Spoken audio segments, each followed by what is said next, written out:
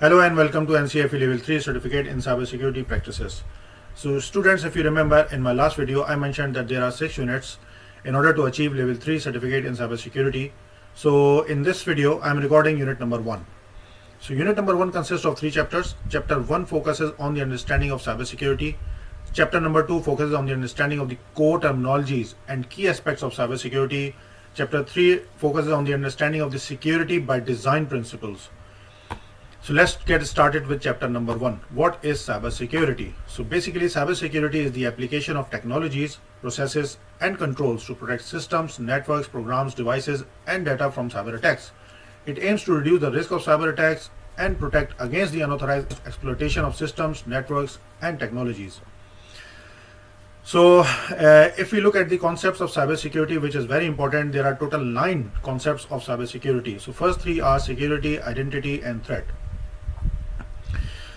So when we say security, security means protection of computers, its systems, networks from breaches and damages and theft of information. So protection of internet connected systems, hardware, software, and data from cyber threats. Also, protection includes everything from fences and security passes to network security and anti-malware software. Then comes identity. Identity includes management of access to resources to keep the systems and data secure. Then comes threat. Threat is the malicious attack which seeks to damage or steal data or disrupt the digital life. That includes malware, viruses, denial of service attacks, and data breaches. Then comes confidentiality.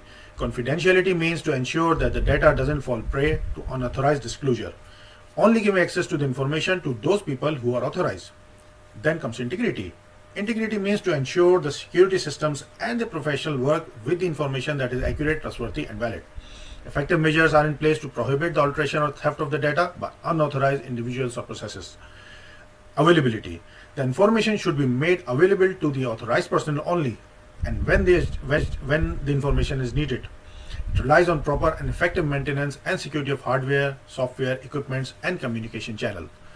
Then comes vulnerability. Vulnerability is a weakness that can be exploited by cyber criminals to get unauthorized access to the computer systems. A cyber attack can run malicious code, install malware, or steal sensitive data. Risk is the potential exposure to loss or harm for an organization, information, or communication system. Hazard means anything that could lead to a breach or theft of data. Hazards include type of organization, how it operates online, where it's located, the access it provides, employees, business and partners, and customers. And then importance of cyber security, which is very important. Without the cyber security, individuals, businesses, and nations cannot effectively protect the data from theft or damage, such as sensitive data. There are a lot of sensitive data on the internet, online, everything. And personally identifiable data, PID, health information, for example, intellectual property, for example, financial data, for example, and governmental businesses information. So cybercrime is constantly changing, obviously, and evolving. Therefore, cybersecurity must be one step ahead. So as you all know that technology advances, so cyber criminals are also being advanced in adapting to security measures that are in place. Simple firewalls and antivirus software are not always enough. A company's reputation is at risk if there is a security breach. So company needs to be aware of these legislations and ensure they adhere to it. If you look at the local consensus, there are basically 39% of the local breaches. If you go on gov.uk website, mostly the half of the business, like 50% of the charities, reporting experience some of the cybersecurity breaches attacks. So by far the most common type of breach or attack is phishing attack. So if you go through it, students, and have a look, and this website is very important, gov.uk government statistics and cybersecurity breaches. So in this website you can have a look and then see by yourself that in this year how many breaches have taken place and what is the financial loss to the businesses. Mostly the businesses that is affected are charities. So this is very important. If you have time, just go through it and then have a look. Then we have consequences and implications. Consequences are the result of effect, typically one that is unwelcome or unpleasant. Similarly, implications is something that is suggested or happens indirectly. Okay, so sensitive data, this can be sold on for money or used by competitors. Then comes personally identifiable information. This includes the information that can be used to identify specific individuals for attacks such as spear phishing. Protected health information. This is often as a target for the blackmailers. Personal information, this includes information such as birth dates and addresses that can be used in phishing attacks. Intellectual property, this can be sold on for money or used by competitors. Industrial information system, detailed information on this can be used to launch more sophisticated and damaging attacks. Okay, then comes the loss of data can have a significant impact on an organization. Three major effects that could have the cyber attacks on the organization, which are economic cost, reputational damage, legal consequences. So first, economic cost. The number one goal for a cyber criminal is to make money, obviously. They steal data through phishing attacks or directly from organizations and individuals. Substantial loss tends to come from theft of property information and intellectual property, such as formulas which can be sold to competitors.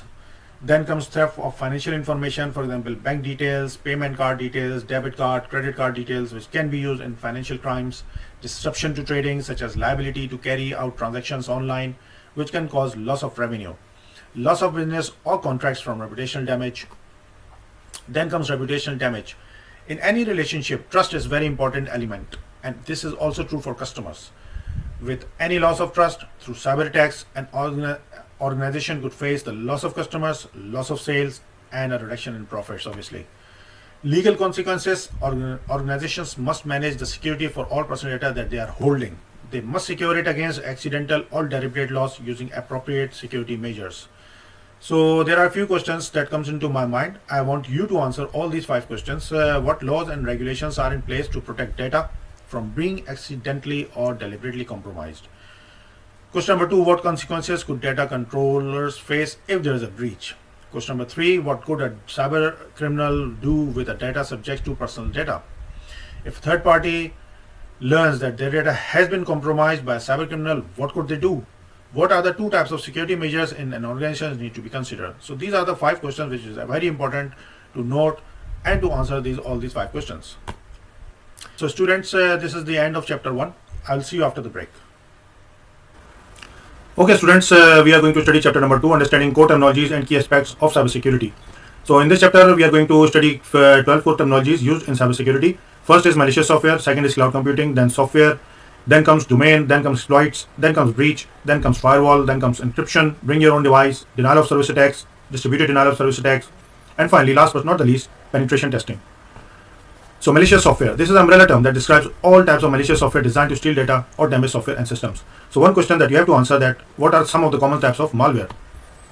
Then comes cloud services. Cloud services is the delivery of computing services, server storage, databases, networking, software, analytics, and intelligence over the internet of the cloud. Organizations do use servers that are located within their own premises, but providers servers. So the question that you have to answer is that how many cloud services providers can you name, and how many cloud service providers are in the market?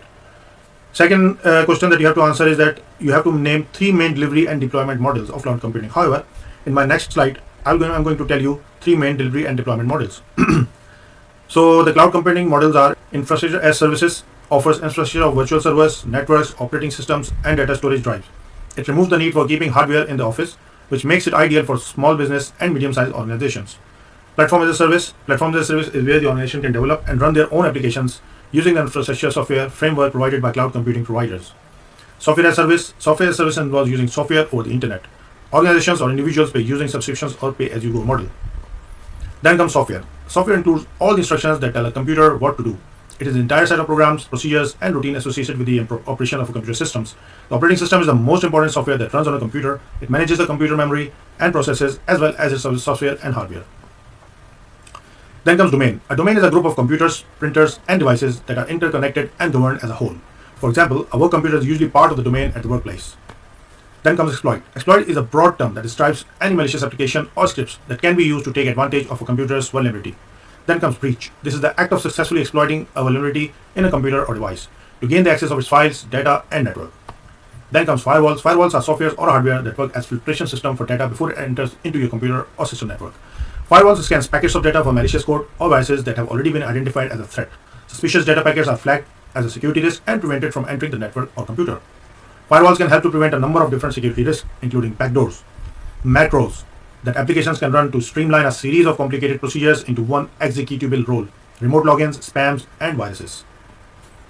Then comes encryption. This is the process of encoding data to prevent theft by ensuring the data can only be accessed with a secret encryption key, which means it's a collection of algorithms that scrambles and unscrambled data back to a readable format. So the question arises here, which you have to answer, is what are the two types of encryption?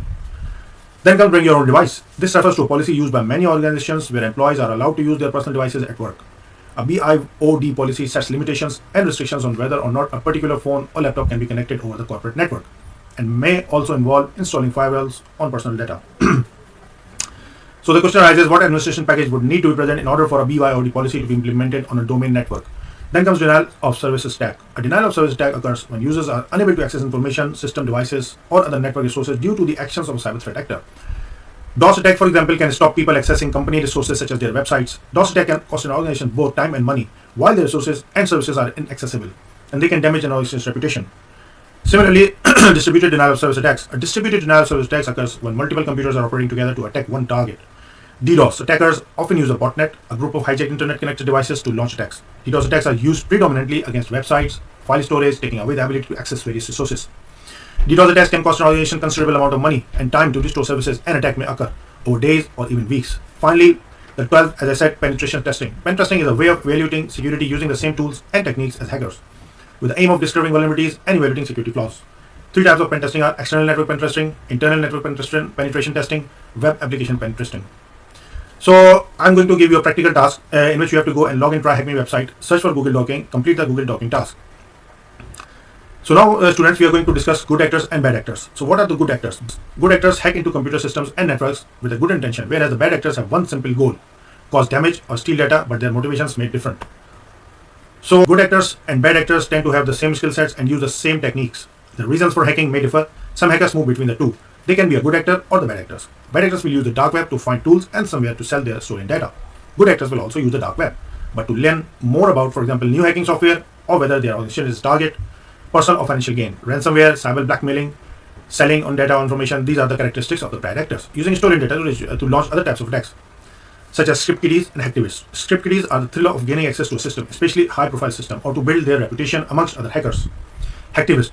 Hacktivists are the political motivations, exposing corruption, unearthing government secrets, or disrupting organizational operations. What are hackers? Hackers work for governments, will be politically motivated. They are paid for their work. Some are engaged in terrorism. They hope to cause damage or disrupt the governments, civil organizations, or institutions. Their end goal is to spread the fear and confusion. So the question arises in my mind that you have to answer, guys. Give 3 examples of good actors and give 5 examples at least for bad actors.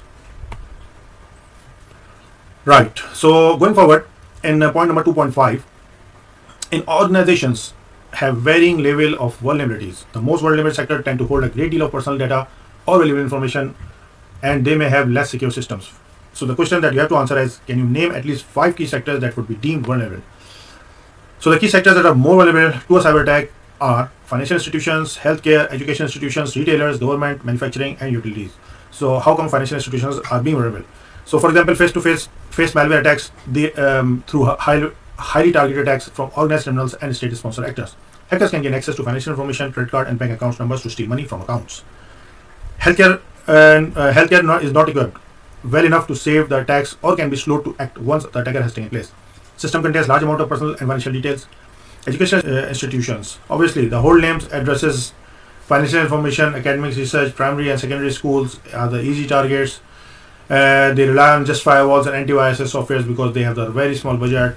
Most school IT technicians focuses more on security parameters, for example malwares, and not on if there have been any breaches. If they have been breached, younger learners are not aware of how they should stay secure. So the question arises, why might a hacker be interested in academic research? This is the answer you need to give. Then comes retailers. Retailers have high turnover of staff and seasonal workers, make them more vulnerable to insider attacks. Information is collected through various resources, for example, point of sales, tap to pay terminal, beacon terminals, and online. Cyber criminals can attack retailers remotely and at their location, stores and warehouses, for example. So the question arises here, what is a beacon terminal? So just find out what the beacon terminal on Google and then give me the answers, right? So then comes governments. Whether they are the local or national government, governments are popular target for cyber criminals despite the money and resources made available to prevent hacking and espionage. Insider attackers are also threats. Then come manufacturing. Cyber criminals focus on stealing intellectual property from manufacturing companies or inserting ransomware. Cybercriminals can also shut down operations or make the manufacturer's equipment produce faulty products. Smaller businesses will not be prepared for a cyber attack, resulting in downtime and loss of business and reputation. So the question arises here, how could a cyber criminal impact on car manufacturers? So this you need to find out on Google and answer me the question.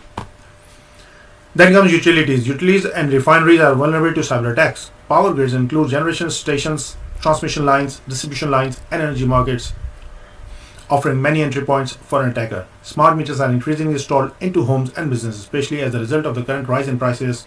They collect personal information, and these meters tend to be unprotected at the customer end, making them vulnerable to tampering and hacking. So the question arises, why have we seen an increase in smart meter installations at home recently? So the key motivations for cyber attack is financial gain, as we said, and industrial espionage and revenge, and it could be idealism. It could be thrill and challenge. So the targeted and targeted attacks are more or less followed to the same stages. These attacks will repeat some stages as a cyber criminal probes into organization, defenses for weaknesses. These steps are often referred to as cyber kill chain. So in cyber kill chain, there are 7 steps normally the attacker follows. So first is reconnaissance, second is weaponization, third is delivery, fourth exploitation, fifth is anti-forensics, seventh is action on objective. So this is a diagram of cyber kill chain where the attacker reconnaissances, the attacker accepts the information and gather the information about the target and locating any security gaps and vulnerabilities which can be exploited. Right. So there is a case study for that completes all of the this cyber kill chain. So I'm going to tell you about this case study. So a large company internet network was attacked through their externally managed corporate website a few years ago. The attackers gained access through the company's network service providers, which contained a known vulnerability. They used software designed to exploit that vulnerability, which was purchased on dark web. So first, what they did, as per the cyber kill chain diagram, you can see is reconnaissance. Reconnaissance means to gather the information, or you can say is a survey stage. As part of their survey or gathering information of victims' network and services, the attackers discovered that the corporate website was hosted on a service provider whose system contained a known vulnerability. Then what they did, they work out on the weaponization. So weaponization means the attacker exploited the vulnerability. They found to add a specialized exploit delivery script to the corporate websites. The script compared the IP addresses of the website visitors against the IP range used by the company. Then comes the delivery stage. The attackers then infected a number of computers within the company by downloading malware to visitors' computers within a directory that allowed file execution. More than 300 computers were infected during the delivery stage with remote access malware. Then comes exploitation.